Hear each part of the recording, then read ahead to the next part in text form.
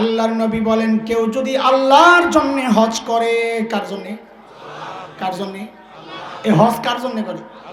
তো হজ তো করে আল্লাহর জন্য, তাহলে নবী আবার এটা বলা দরকার কি? কেউ যদি আল্লাহর জন্য হজ করে, বোঝা গেল গাফলা আছে একটা। কিছু লোক পাওয়া যাবে যারা আল্লাহর জন্য হজ করে না। বলে এরা কারা? বলে সমাজে অভাব নাই। কয় দুই চারজন দেখেন না তো, দেখেন আপনি। হজের আগেও দাড়ি কাটতো, হজের পরেও দাড়ি কাটে। হজের আগেও সুদ খাইতো, হজের পরেও সুদ খায়। হজের আগেও ঘুষ খাইতো, হজের পরেও ঘুষ খায়। হজের আগেও দুর্নীতি করতো, হজের পরেও দুর্নীতি করে। হজের আগেও সন্ত্রাস করতো, হজের পরেও করে। না নাই? তা হজের পর কি হইল? খালি নাম পাল্টাইছে। কি নাম? হজের আগে আসিল সুদখোর, হজের পরে আলহাজ সুদখোর। হজের আগে আসিল দুর্নীতিবাজ, হজের পরে আলহাজ দুর্নীতিবাজ। হজের আগে আসিল সন্ত্রাসী, হজের পরে হাজি সেলিম।